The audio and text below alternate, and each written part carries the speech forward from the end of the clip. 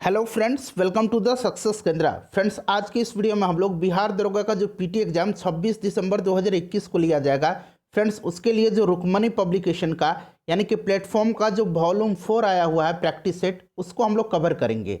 Friends, आज हमारे यहाँ पहला प्रैक्टिस सेट होगा और आपको डेली यहाँ पर प्रैक्टिस सेट उपलब्ध कराए जाएंगे। चैनल पर पहली बार आए हैं तो सब्सक्राइब कर लीजिएगा और बेल आइकन को दबा लीजिएगा ताकि जब भी इस तरह का इंपॉर्टेंट वीडियो बिहार दरोगा से संबंधित अपलोड किया जाए तो उसका नोटिफिकेशन सबसे पहले आपके पास पहुंच जाए। तो चलिए फ्रेंड्स, बिना देरी किए हुए आज का सेशन स्टार्ट करते हैं। फ्रेंड्स, प्लीज़ वीडियो को लाइक और शेयर जरूर कर दीजिएगा। तो फ्रेंड्स, जैसे कि मैंने बताया आपको कि आज हम लोग टेस्ट नंबर 1 को, प्लेटफॉर्म का जो वॉल्यूम 4 आया हुआ है उसके टेस्ट नंबर 1 को इस वीडियो में डिस्कस करेंगे। तो फ्रेंड्स, वॉल्यूम 4 के प्रैक्टिस सेट नंबर 1 का पहला प्रश्न देखिए। पहला प्रश्न है कि गोविंद चंद्र गढ़वाल की रानी कुमार देवी ने धर्मचक्र जिन विहार कहाँ बनवाई थी। फ्रेंड्स, ध्यान दीजिएगा, गोविंद चंद्र गढ़वाल जो थे ये गढ़वाल वंश के सर्वाधिक शक्तिशाली शासक थे। ठीक है फ्रेंड्स, ध्यान रखिएगा। अगर हम बात करते हैं गढ़वाल वंश की तो इसकी स्थापना चंद्रदेव ने किया था। राजधानी वाराणसी काशी थी इनकी। अंतिम राजा जयचंद था। आपको याद होगा कि चंदावर का युद्ध जो 1194 ईस्वी में हुआ था जयचंद और मोहम्मद गोरी के बीच में, इसमें गोरी ने जयचंद को मार डाला था। ठीक है फ्रेंड्स, ध्यान रखिएगा। Right answer option number D हो जाएगा। सारनाथ में इन्होंने, कुमार देवी ने, जो कि गढ़वाल वंश के सबसे शक्तिशाली शासक गोविंद चंद्र गढ़वाल की धर्म पत्नी थी, उन्होंने धर्मचक्र जिन विहार सारनाथ में बनवाई थी। अगला क्वेश्चन देखिएगा। नेक्स्ट क्वेश्चन है दूसरा प्रश्न कि निम्नलिखित में से किस स्थान की यात्रा बुद्ध ने नहीं की थी। इंपॉर्टेंट क्वेश्चन है, सभी के सभी इंपॉर्टेंट क्वेश्चन है। आप लोग वीडियो के लास्ट में अपना अपना स्कोर बता के जाइएगा क्योंकि आज यह नया सेट है, इंपॉर्टेंट सेट है। तो राइट आंसर उज्जैनी हो जाएगा। उसके बाद देखिए, वैदिक नदी कुभा का स्थान निर्धारित होना चाहिए। तो देखिए, कुभा का आधुनिक नाम जो है काबुल है और काबुल नदी जो है यह अफगानिस्तान की एक प्रमुख नदी है। हाल ही में उत्तर प्रदेश के मुख्यमंत्री आदित्यनाथ योगी जी ने जो गंगा जल में इन्होंने इस काबुल नदी को जल को मिला करके भगवान राम का जलाभिषेक किया था, आपको याद होगा। तो राइट आंसर अफगानिस्तान हो जाएगा। उसके बाद चौथा प्रश्न देखिएगा कि किस शिलालेख अभिलेख में अशोक बौद्ध धम्म और संघ के प्रति विश्वास प्रकट करता है। बहुत ही इंपॉर्टेंट क्वेश्चन है। राइट आंसर इसका हो जाएगा भाब्रो लघु शिलालेख। Option number D correct answer हो जाएगा। यहाँ पर आप देख रहे हैं रुमिनदेई स्तंभ लेख, यह जो है अशोक का सबसे छोटा स्तंभ लेख है।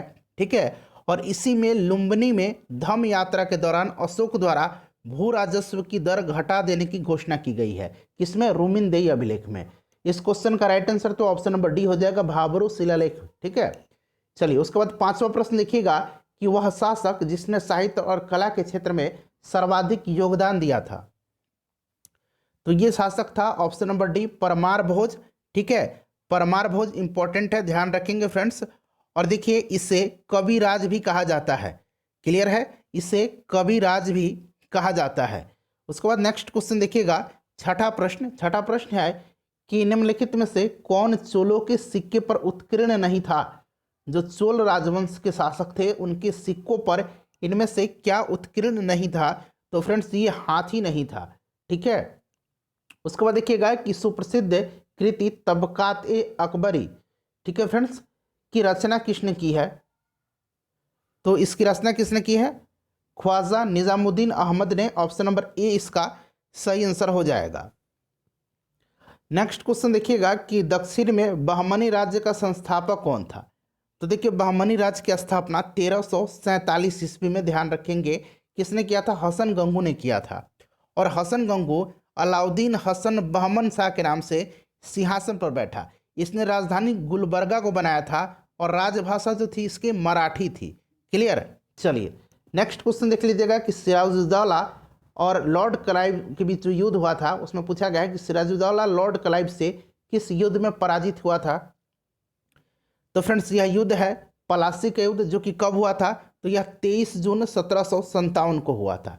ठीक है फ्रेंड्स, याद रखेंगे। फ्रेंड्स, प्लीज़ वीडियो को लाइक ज़रूर कर देंगे। काफ़ी मेहनत करके मैंने ये सेट आपके लिए जो है उपलब्ध कराया हूँ। देखिए, आईसीसी T20 क्रिकेट विश्व कप 2021 का खिताब जो है किस देश ने जीता है? ये हाल ही का करंट अफेयर्स है। तो देखिए, इसको जीता लिया है ऑस्ट्रेलिया ने।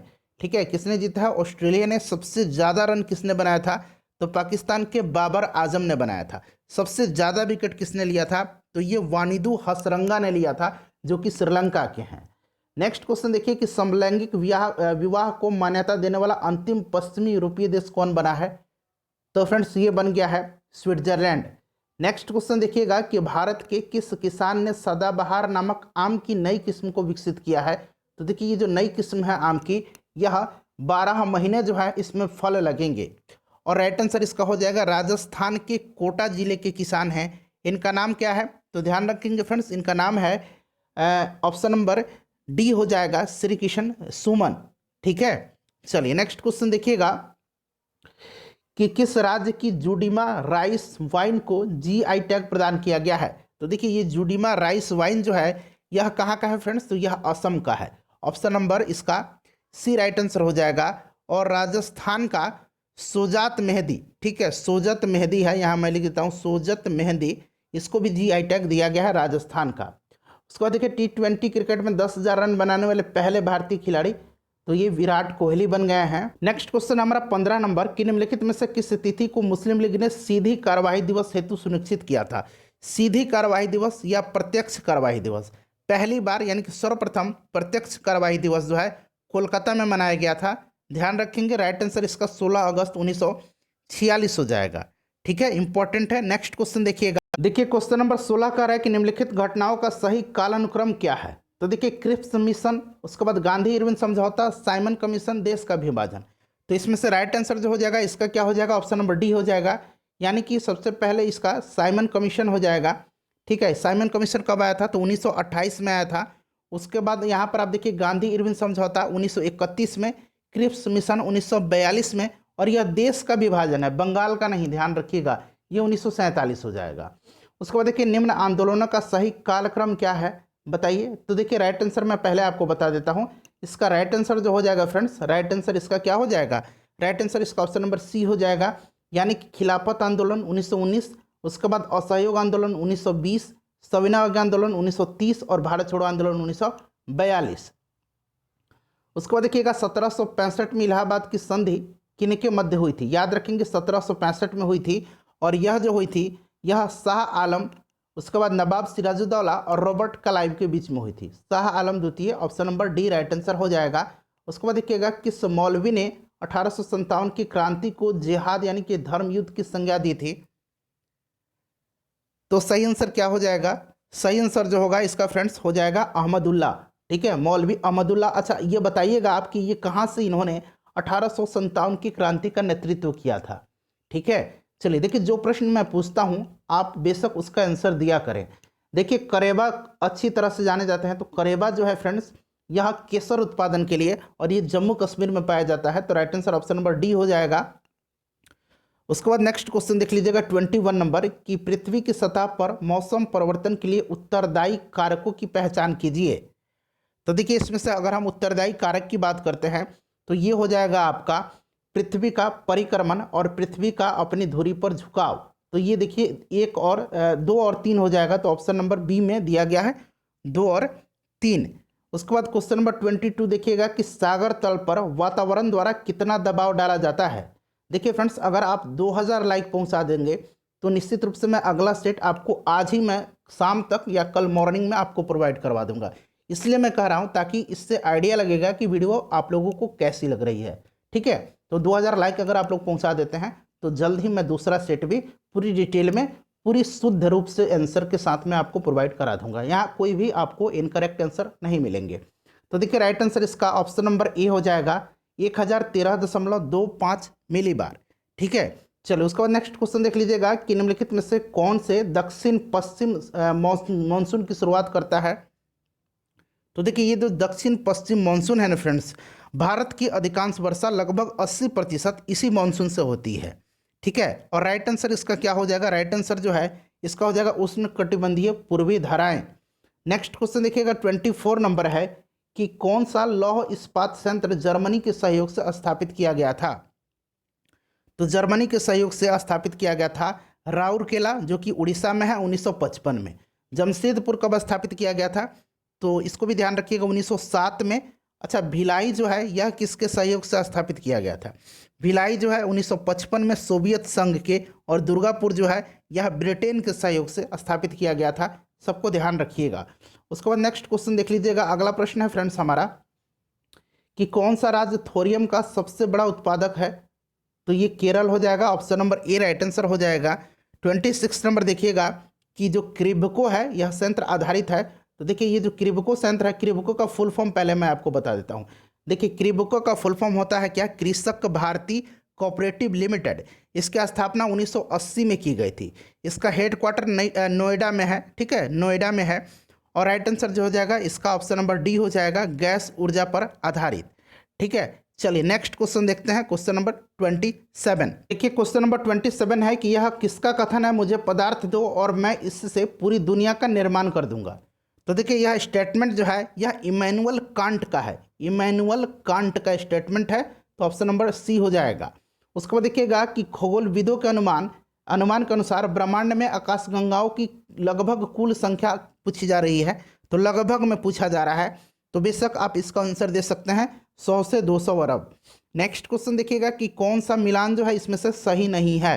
तो देखिए सही नहीं पूछा गया है, तो राइट आंसर इसका ऑप्शन नंबर ए हो जाएगा, स्लेट बलुआ पत्थर। स्लेट का रूपांतरण जो है शिष्ट चट्टान के रूप में होता है, ठीक है, शिष्ट चट्टान के रूप में होता है, ध्यान रखिएगा। उसके बाद देखिएगा बाकी सभी सुमेलित है कि निम्नलिखित ग्रहों में से किस ग्रह पर सबसे छोटा दिन होता है? सबसे छोटा दिन इसमें से बताना है। वैसे तो सबसे छोटा दिन बृहस्पति पर होता है लगभग 10 घंटे का, 9 घंटा 55 मिनट का, लेकिन ऑप्शन के हिसाब से पृथ्वी हो जाएगा। ठीक है, ध्यान रखिएगा। बहुत लोग कहेंगे कि बुध होगा, बुध पर नहीं होता है, पृथ्वी पर होता है। अगला क्वेश्चन देख लीजिएगा 31 नंबर कि निम्नलिखित में से कौन सा देश भूमिबद्ध यानी कि भूभाग से घिरा हुआ देश है? तो यह देश हो जाएगा हंगरी। ठीक है, सबसे बड़ा कौन सा है भू आविष्ट देश? Landlocked country. जरा आप कमेंट करके बताइएगा। ठीक है, पूछा जाता है फ्रेंड्स, कई बार पूछा गया है कि सबसे बड़ा भू आबद्ध देश जो है यानी कि लैंडलॉक्ड कंट्री जो है ये कौन सा है? ठीक है, तो चलिए मैं बता देता हूँ, काजाकिस्तान है। और दक्षिण अमेरिका का बोलिविया और पराग्वे ये पूछा जाता है। ठीक है, चलिए नेक्स्ट क्वेश्चन देख लीजिएगा। अगला क्वेश्चन है फ्रेंड्स हमारा, यहाँ से देखिएगा क्वेश्चन नंबर 32 से 32 नंबर क्वेश्चन कह रहा है कि उष्णकटिबंधीय चक्रवातों की उत्पत्ति के लिए आदर्श स्थितियां पाई जाती हैं। फ्रेंड्स प्लीज़ वीडियो को लाइक जरूर कर दीजिएगा और इसे शेयर कर दीजिए। तो राइट आंसर जो होगा इसका हो जाएगा उष्णकटिबंधीय महासागरों के पश्चिमी तटों पर। ठीक है, चलिए 33 नंबर क्वेश्चन देखिए। वीडियो के लास्ट में आप सभी लोगों को अपना अपना स्कोर बता करके जाना है, कोई भी बीच में सेट को स्किप नहीं करेंगे। ठीक है, पूरा सेट लगाइएगा, बहुत ही कम समय आपके एग्जाम में अब बचा हुआ है। निम्नलिखित पारिस्थितिक तंत्रों में से सबसे ज्यादा प्राथमिक उत्पादन किसका है? तो फ्रेंड्स यह जो है यह है शैवाल तल और भीतियों का। ठीक है, right answer option number A हो जाएगा। डायरेक्टली इन सभी प्रश्नों को याद रखना है आपको। निम्नलिखित देशों में से कौन सा पेट्रोलियम के भंडारण में समृद्ध देश नहीं है? तो यह देश हो जाएगा मोरक्को। ठीक है, बाकी सभी समृद्ध हैं, देख रहे हैं, अल्जीरिया, मिस्र, लीबिया। जनहित याचिकाओं का संवैधानिक आधार क्या है? तो यह है स्वप्रसार यानी कि न्यायिक विवर्धन। ऑप्शन नंबर सी हो जाएगा इसका आंसर। उसके बाद देखिएगा 36 नंबर क्वेश्चन कर रहा है फ्रेंड्स कि निम्नलिखित में से कौन सा एक भारत के राष्ट्रपति और राज्यों के राज्यपाल के लिए एक सदृश नहीं है? तो देखिए शक्तियों का संवैधानिक प्रतिबंध है, मंत्रिपरिषद के परामर्श से अपने कार्यों का निष्पादन, ये भी बिल्कुल है। न तो संसद और न ही किसी राज्य विधानमंडल का सदस्य होना, बिल्कुल सही कहा गया है। महाभियोग प्रक्रिया नहीं है क्योंकि महाभियोग सिर्फ राष्ट्रपति पर है, राज्यपाल पर नहीं है, तो ये सदृश नहीं है दोनों के। उसके बाद 37 नंबर देखिएगा। 37 नंबर क्वेश्चन कर रहा है कि जिन राज्यों में द्विसदनीय विधानमंडल यानी कि विधानसभा और विधान परिषद है वहाँ विधान परिषद में मनोनीत सदस्य का भाग कितना है? तो देखिए ये जो सदस्य होते हैं ये मनोनीत किए जाते हैं राज्यपाल के द्वारा। 1/6 सदस्यों को राज्यपाल मनोनीत करता है जिन्हें साहित्य, कला, विज्ञान, सहकारिता आंदोलन या सामाजिक सेवा में के संबंध में विशेष ज्ञान हो। ठीक है, तो राइट आंसर 1/6 हो जाएगा। चलिए अगला क्वेश्चन देखिएगा 38 नंबर। देखिए 38 नंबर क्वेश्चन है फ्रेंड्स हमारा, यहाँ से राइट आंसर आपको कूट में से चुन करके बताना है। देखिए प्रश्न कह रहा है कि निम्नलिखित में से कौन से कारक राज्यों पर केंद्र के बढ़ते नियंत्रण के लिए उत्तरदायी हैं? बताइए, राइट आंसर इसका क्या हो जाएगा? तो राइट आंसर इसका हो जाएगा राज्यों में शक्तिशाली नेतृत्व का अभाव, उसके बाद दृढ़ दलीय अनुशासन और केंद्र पर राज्यों की वित्तीय निर्भरता। तो राइट आंसर इसका ऑप्शन नंबर 38 का सी हो जाएगा। 39 नंबर क्वेश्चन देख लीजिएगा। देखिए 39 नंबर है कि पंचायती राज व्यवस्था के अंतर्गत भारत में ग्राम शासन एक दृष्टांत है। तो देखिए यह जो दृष्टांत पूछा गया है इसका राइट आंसर जो हो जाएगा वो हो जाएगा स्थानीय स्वशासन का और प्रतिनिधि मूलक शासन का। ठीक है, तो ए और बी हो जाए, एक और दो हो जाएगा, तो ए और बी इसका, माफ करेंगे बी इसका एक और दो राइट आंसर हो जाएगा। उसके बाद नेक्स्ट क्वेश्चन देखिएगा, नेक्स्ट क्वेश्चन है 40 नंबर। 40 नंबर का रहा है कि भारत का नियंत्रक एवं महालेखा परीक्षक एक मित्र दार्शनिक और पथ प्रदर्शक के रूप में कार्य करता है। तो यह करता है लोक लेखा समिति का। ठीक है, सार्वजनिक लोक लेखा समिति के लिए option number A right answer हो जाएगा। वर्तमान में नियंत्रक और महालेखा परीक्षक कौन है? गिरीश चंद्र मुर्मू है। आर्टिकल 148 से लेकर के 151 तक में इसका वर्णन किया गया है। इसकी नियुक्ति भारत के राष्ट्रपति के द्वारा की जाती है। उसके बाद देखिए निम्न में से कौन सा कथन बजट का सही अर्थ प्रकट करता है? तो राइट आंसर इसका क्या हो जाएगा? बजट का सही अर्थ प्रकट करता है। तो देखिए बजट जो है यह एक अनुमानित व्यय और राजस्व प्राप्ति के उपाय एवं साधनों का ब्यौरा है। तो ऑप्शन नंबर यह सी राइट आंसर इसका हो जाएगा। संवैधानिक शासन का क्या अर्थ है? यहाँ से आंसर आपको चुन करके बताना है। संवैधानिक शासन का क्या अर्थ है? तो देखिए शासन के प्रावधानों के अनुरूप शासन, बिल्कुल सही है। संविधान के प्रावधान, माफ करेंगे, संविधान के प्रावधानों के अनुरूप शासन, विधि का शासन, नागरिकों का अधिकार और सीमित शासन। Option number D right answer हो जाएगा। सभी के सभी जो है संवैधानिक शासन के बिल्कुल सही अर्थ हैं। उसके बाद देखिए लॉबिंग की कार्यशैली अपनाई जाती है। लॉबिंग की जो कार्यशैली है यह अपनाई जाती है दबाव समूहों पर, समूहों के द्वारा। ठीक है, ऑप्शन नंबर सी इसका राइट आंसर हो जाएगा। उसके बाद देखिए अध्यक्षात्मक प्रणाली का कार्य सिद्धांत है। बताइए राइट आंसर इसका क्या हो जाएगा? अध्यक्षात्मक प्रणाली का कार्य सिद्धांत है। तो फ्रेंड्स यह जो सिद्धांत है यह शक्तियों का पृथक्करण करता है। ठीक है, right answer option number A हो जाएगा। भारतीय संविधान में इनमें से किसका, भारतीय संविधान जो है किसका सर्वाधिक ऋणी है? तो आपको पता है कि 1935 का भारत शासन अधिनियम का। Option number C right answer हो जाएगा। उसके बाद फ्रेंड्स नेक्स्ट क्वेश्चन देखिएगा 46 नंबर। 46 नंबर है कि भारतीय संदर्भ में लोकतांत्रिक समाजवाद के सिद्धांत का समर्थक कौन है? तो राइट आंसर इसका क्या हो जाएगा? राइट आंसर हो जाएगा जयप्रकाश नारायण, माफ करेंगे जवाहरलाल नेहरू हो जाएगा। Option number A right answer हो जाएगा जवाहरलाल नेहरू। ठीक है, option number A right answer हो जाएगा जवाहरलाल नेहरू। नेक्स्ट क्वेश्चन देख लीजिएगा 47 का कि कैपलर का द्वितीय क्षेत्रीय वेग अचर रहता है निम्न में से किस संरक्षण नियम के तुल्य? तो फ्रेंड्स यह हो जाएगा आपका कोणीय संवेग। ठीक है, option number C right answer हो जाएगा। उसके बाद 48 नंबर क्वेश्चन देख लीजिएगा।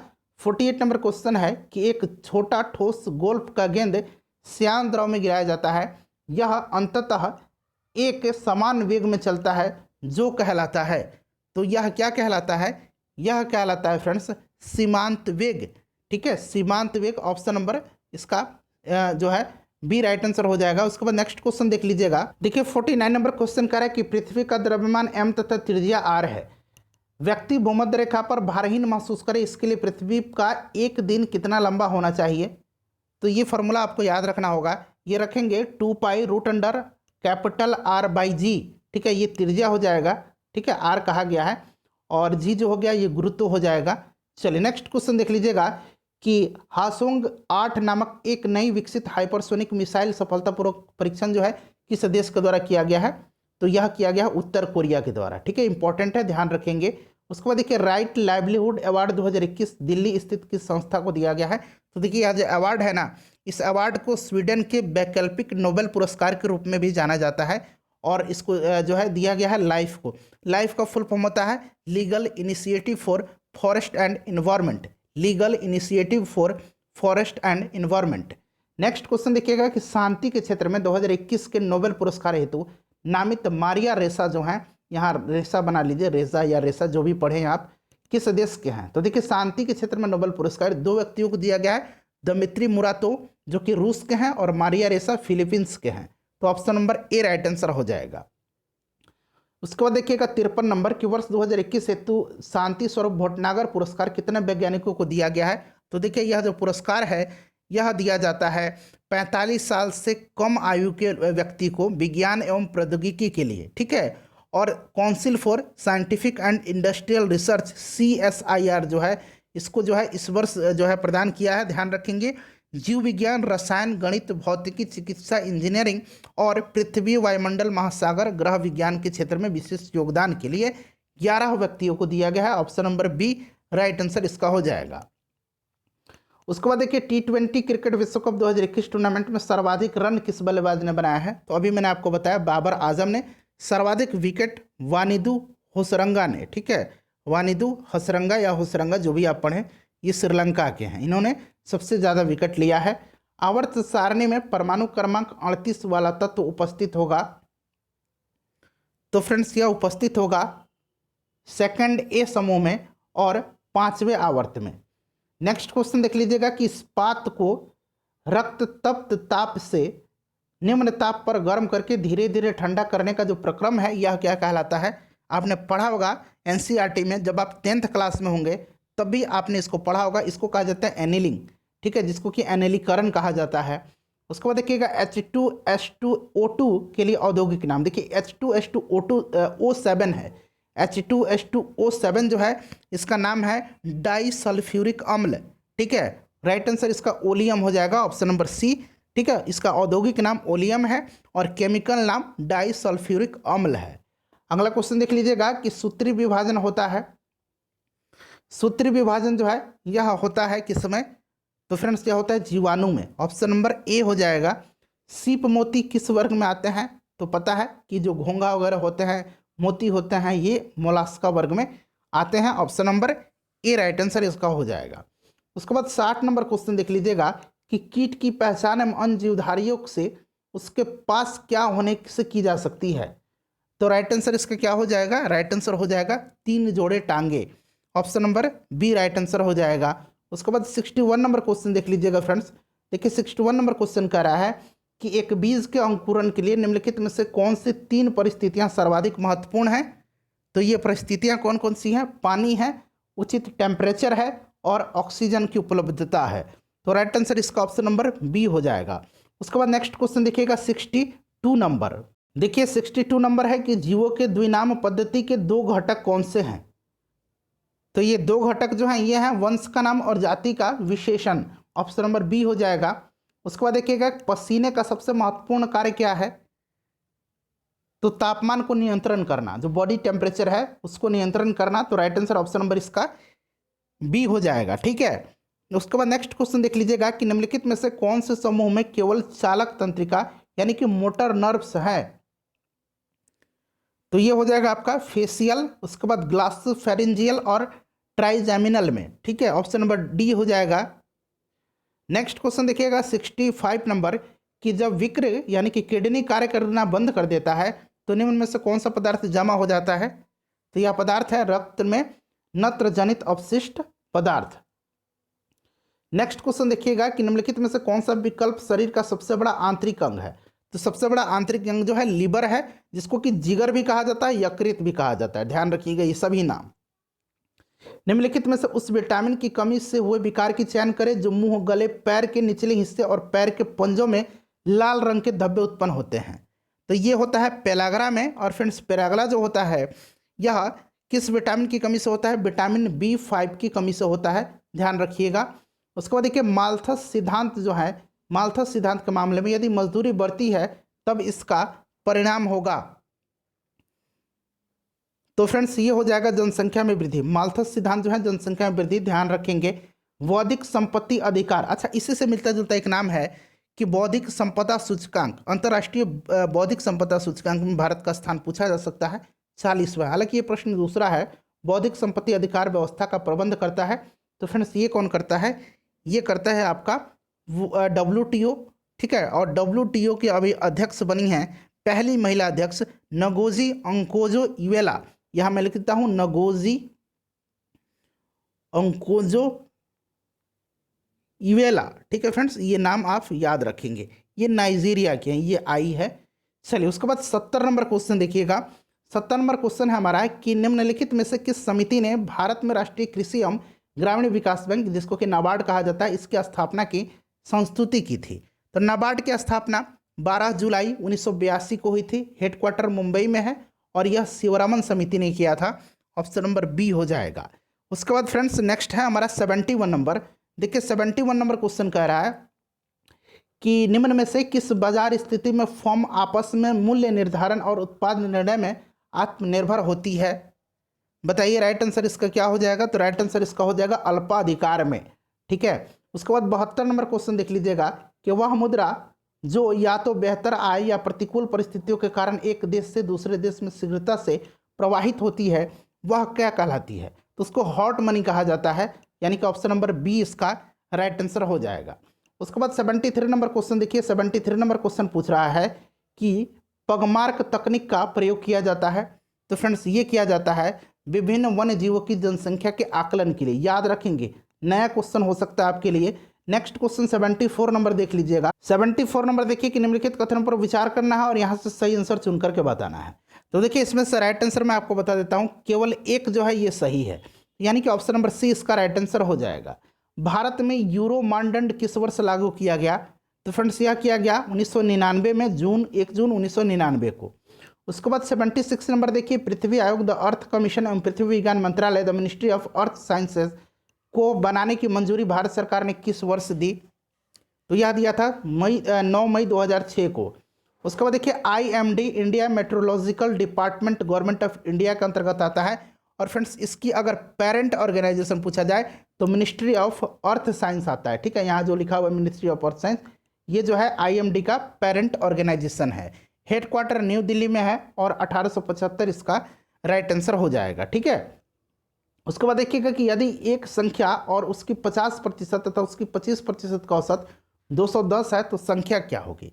फ्रेंड्स मैं आपको आंसर बता देता हूं इनका। ठीक है, right answer option number C हो जाएगा। उसके बाद 79 का देख लीजिएगा, 79 का जो है ऑप्शन नंबर डी हो जाएगा। PDF आपको टेलीग्राम पर मैं दे दूंगा। 80 का देख लीजिएगा, 80 का बी हो जाएगा। उसके बाद 81 का देखिएगा फ्रेंड्स, 81 का जो करेक्ट आंसर हो जाएगा ये ऑप्शन नंबर ए हो जाएगा। 82 का जो है 82 का करेक्ट आंसर हो जाएगा 41.4%। 83 का देखिए, सुधा कोऑपरेटिव की स्थापना IAS अधिकारी ने की थी। तो किस IAS अधिकारी ने की थी? तो राइट आंसर इसका क्या हो जाएगा? राइट आंसर हो जाएगा रामचंद्र सिन्हा ने। अच्छा, सुधा कोऑपरेटिव की स्थापना जो है 1983 में की गई थी, ध्यान रखिएगा। मैं जहाँ भी हूँ जगदीशपुर वहीं है, यह स्टेटमेंट किसका है? तो बाबू कुंवर सिंह जी का है। Option number C right answer हो जाएगा। उसके बाद 85 नंबर देखिए, वाईफाई सुविधा प्राप्त करने वाला 6000वां रेलवे स्टेशन, तो ये झारखंड का हजारीबाग बना है। Option number A right answer इसका हो जाएगा। जापार्ड अभ्यास, ये इंपॉर्टेंट क्वेश्चन रहेगा आपके एग्जाम के लिए। जापार्ड जो एक्सरसाइज है यह एक बहुराष्ट्रीय सैनिक अभ्यास है। विभिन्न देशों ने इसमें पार्टिसिपेट किया है, भारत समेत टोटल 17 देशों ने इसमें हिस्सा लिया है। भारत भी इसमें पार्टिसिपेट किया है और इसमें चाइना और मंगोलिया। तो ऑप्शन नंबर बी और सी राइट आंसर इसका हो जाएगा, यानी कि ऑप्शन नंबर इसका डी करेक्ट आंसर हो जाएगा। उसके बाद 87 नंबर क्वेश्चन देखिएगा, ये काफ़ी इंपॉर्टेंट क्वेश्चन होगा आपके एग्जाम के लिए। करें कि निम्न में से कौन सा रेल लिंक भारत और बांग्लादेश के बीच नहीं है? तो देखिए राधिका बिरोल ये है, हल्दीबाड़ी चिलबाटी ये भी है, और पेट्रापोल बेनापोल ये भी है। तो सभी के सभी हैं, पूछा कि नहीं है तो इनमें से कोई नहीं हो जाएगा राइट आंसर। उसके बाद नेक्स्ट क्वेश्चन देख लीजिएगा। नेक्स्ट क्वेश्चन 88 नंबर देखिए फ्रेंड्स, 88 नंबर है कि चरण 3 में सुन्नी बांध जल विद्युत परियोजना की क्षमता क्या होगी? अच्छा, ये सुन्नी बांध जल विद्युत परियोजना जो है यह सतलज नदी पर है और राइट आंसर जो हो जाएगा इसका हो जाएगा 382 मेगावाट। मेटावर्स क्या है? मेटावर्स जो है यह वर्चुअल स्पेस का एक सेट है। ऑप्शन नंबर बी हो जाएगा। उसके बाद 19 नंबर क्वेश्चन देखिएगा कि चचनामा किस प्रदेश के इतिहास का वर्णन करने वाला ग्रंथ है? चचनामा के लेखक का नाम पूछा जाता है, अली अहमद है। ठीक है, कौन है फ्रेंड्स? अली अहमद हैं। और देखिए चचनामा में अरबों की सिंध विजय का वृत्तांत मिलता है। Right answer option number B हो जाएगा, सिंध। उसके बाद 91 नंबर देखिएगा कि उत्खनित प्रमाणों के अनुसार पशुपालन का प्रारंभ हुआ था। तो फ्रेंड्स ये हुआ था मध्य पाषाण एवं नवपाषाण काल में। हिंदुस्तान सोशलिस्ट रिपब्लिकन एसोसिएशन गठित की गई थी। तो देखिए इसका तो राइट आंसर मैं आपको बता देता हूँ, राइट आंसर हो जाएगा इसका option number D, Bhagat Singh के द्वारा 1928 में। अच्छा, अगर इसमें से यहाँ से अगर आपसे सोशलिस्ट हटा दिया जाए, पूछा जाए कि हिंदुस्तान रिपब्लिकन एसोसिएशन की स्थापना तो 1924 में किया था सचिंद्र सन्याल ने। ठीक है, सोशलिस्ट लग जाएगा तो भगत सिंह 1928 में। उसके बाद देखिएगा कि मेवाड़ के किस शासक को 1527 में खानवा के युद्ध में बाबर ने हराया था? तो बाबर ने किनको हराया था? राणा सांगा को। Option number A right answer हो जाएगा। उसके बाद देखिए बंगाल तथा बिहार में अस्थायी बंदोबस्त लागू करने का श्रेय दिया जाता है। तो अस्थायी बंदोबस्त का श्रेय दिया जाता है लॉर्ड कॉर्नवालिस को। ठीक है, आपको भी याद होगा 95 का देखिए, भारतीय रेल के दक्षिण मध्य मंडल ने पहली लंबी दूरी की किस 2 मालगाड़ियों की सफलतापूर्वक परिचालन किया है? इंपॉर्टेंट क्वेश्चन है, त्रिशूल और गरुड़ हो जाएगा। सौर ऊर्जा का क्या स्रोत होता है? तो सौर ऊर्जा का जो स्रोत होता है ये आपका नाभिकीय संलयन होता है, याद रखिएगा, ठीक है। नेक्स्ट क्वेश्चन देख लीजिएगा कि धातु के एक खोखले ठोस और आवेशित गोले के पृष्ठ से केंद्र की ओर जाने पर विद्युत क्षेत्र का मान जो है ये क्या होता है? तो फ्रेंड्स यह जो है सभी जगह जो है शून्य होता है। लेजर का मूल आधार क्या है? तो लेजर का जो है मूल आधार जो है फ्रेंड्स यह होता है आपका प्रेरित उत्सर्जन। ऑप्शन नंबर इसका सी हो जाएगा, लेजर, ठीक है। चलिए अगला क्वेश्चन देखिएगा कि निम्न में से कौन सी गैस कृत्रिम श्वसन में उपयोग की जाती है? तो ऑक्सीजन का भी होता है, नाइट्रोजन का भी होता है, हीलियम का भी होता है। ऑप्शन नंबर डी हो जाएगा, इनमें से सभी हो जाएगा, ठीक है। उसके बाद फ्रेंड्स आखिरी क्वेश्चन है 100 नंबर क्वेश्चन। इसका आंसर पूछ रहा है कि CaOCl2 की विरंजक क्षमता किसके कारण होता है? ये विरंजक चूर्ण है, ब्लीचिंग पाउडर का फॉर्मूला है। इसका आंसर आप कमेंट करके बताइएगा और फ्रेंड्स अपना स्कोर बता दीजिए और 2000 लाइक पहुंच जाएगा तो नेक्स्ट वीडियो में आपको अपलोड कर दूंगा, PDF टेलीग्राम पर मिलेगा। Thanks for watching.